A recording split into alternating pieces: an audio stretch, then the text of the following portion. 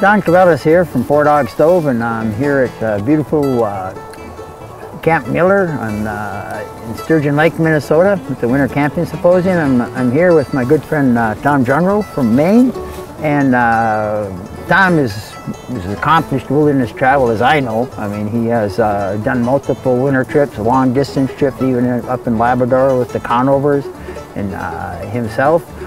Also, at 64, he's one of the few people, which is under 200, that is what they call the Triple Crowner, which means he's walked the Appalachia Trail through, walked the Pacific Crest Trail all the way through, and then last year at the age of 63, he did the Continental Divide Trail.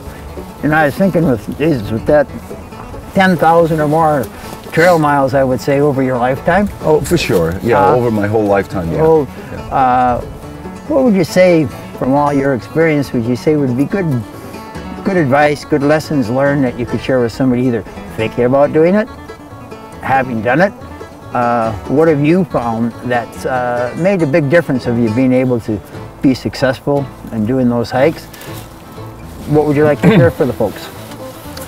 Well, you certainly need some skills, and I encourage people to take advantage of wherever they might learn about skills in their local area.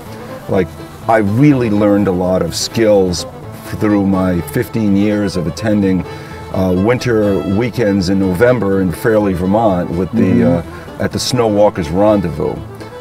You're hearing some of the most experienced people in northern United States talk about fascinating trips that they take on their own into the wilderness, and I think that's what really surprised me is to meet people who look like ordinary individuals. They don't look super buff. Many of these folks might not even look physically fit, but I would encounter them, and we've talked about some of them. And you'd ask them, well, you guys, what have you been up to the past year? I haven't seen you. And then you'll hear them say, oh, I was kind of up in the Northwest Territories, or I was on the Porcupine River, and we were out for like a month and a half, unsupported. Didn't see anybody else on the river. And you just kind of start to think, wait a minute, do I want to sit at home and watch TV on the couch? Is that my life for the next 5 to 10 years? So I started by just going outside, and I used to do some backpacking when I was younger, and then I slowly got back into it after my kids were grown up, and I worked pretty hard at my job. And then I started going on shorter trips, and then my life's dream from when I was 17 was to hike the Appalachian Trail. And at age around 55, I said to myself, you've been talking about wanting to do this for a lot of years. Unless you make a goal, you're going to keep saying, I'd like to do it someday. So I just nailed down a date, like 2 years in the future, like 2007, I'm going to hike the Appalachian Trail. Started accumulating some money, and really didn't know anyone. I did it on my 57th birthday. It was the day I started out. And I'll have to say, it was a perfect fit for me. I know people talk about how difficult it is, how they want to quit, how hard it is to do the trail. Somewhere between 10 and 25% of people that finish the Appalachian Trail. I got homesick about 2 weeks into it, and I had a little bit of sob session on the phone with my wife, who kind of kicked my butt and said, you're not coming home, just you'll get over it, Sometimes we need that little slap upside the head, don't we? I really appreciate her, saying, you don't need to come home. I want you to think about this for a couple days, which took care of it. But after that, I loved every minute of being in the outdoors. I loved meeting people like you and like the folks that I meet here. I loved just the repetition of the simple life. And what I really like about being outdoors on trips is you're not multitasking. I'm in my regular life, I'm like, on the phone, other calls are coming, thinking about tomorrow. When you're on the trail, I'm cooking now. This is what I'm doing. You're definitely in the moment. You're in the moment. Yeah. You really got to be in the moment to do well with this stuff. You can't be worried about the future. That's another big thing, but it took me until my last hike to learn that.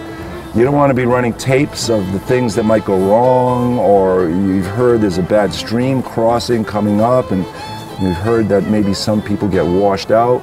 You can't be letting those kinds of fears start to grow in you, because it's hard enough every day. It really is difficult moving when you don't want to. But bringing it back to just, here's where I am right now. I'm on the shore of Sturgeon Lake. I'm loving this right now. This is the moment right now, is kind of my mentality. I'm a big fan of it could be worse. That's helped me get through a lot of situations. And being in the present, it could be worse. Those are my two biggest mental preparations. And rather than driving yourself to keep pushing, I've changed. I really changed in the last year.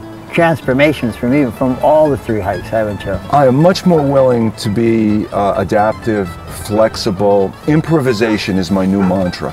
No, it's not about grit, determination, pushing. It's like, if you're going against the current and the current is pushing you back, you might need to even go backwards for a couple of days in order to go forward. Right. So I think adaptability, flexibility. Yeah, this is really useful to me right now. As you age, you need to do that anyhow. Right. You can't do what you used to do, and if you keep trying to push and do that, you're setting yourself up for some real, I think, hardship. Right, and I think you could not just failure, but also damaging yourself when it's not necessary. Like I think if you say sometimes go 2 steps back to go 1 step forward, but then you can reevaluate and you can adapt and overcome. Yeah, and you're also proving, you finished that at the age of 63, that hey, it's possible. Yeah.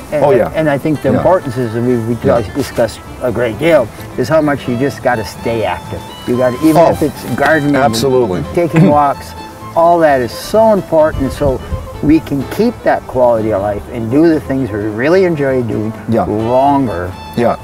As we're doing it. And I think especially, some of the younger people watching will say, well, you guys are a couple of old parts. But I think even for the younger people, the more they being active, because like you said, when you were younger, being active definitely helped you to continue being active and do some real adventures that even young people would look at and say, wow, they'd be overwhelmed. So I think that's a lot of life lessons.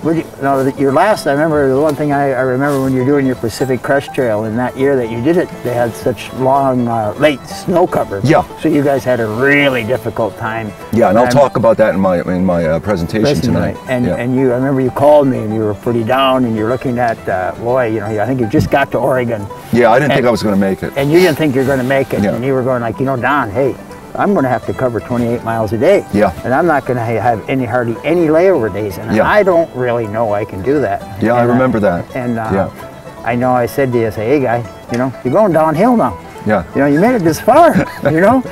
Suck it up. You can do it. And I remember you, by golly, you did. You're doing those 28-mile days. I mean, this is in mountains. You got up to Washington. It was really wet. It was rainy. Really but miserable. by golly, you went through and did it. And I think that I think you're really, for me, you're a role model. And I think anyone, if you look at that, you didn't quit. You slowed down. You looked at it. You realized what you had to do, and you decided, okay, I'm going to do this, and you did it. It's like hitching up the plow, Don, isn't it, with the mules? Sometimes there's rocks in the way, but you kind of bounce off them. At least you're hoping and then you're going in the right direction with that, throwing that sod. Right. So, well, I really appreciate you coming, and it's been wonderful, and really looking forward to your presentation tonight. And, the sharing. I hope to be entertaining. Your adventures is always a great joy to me. So, thank you. Thanks.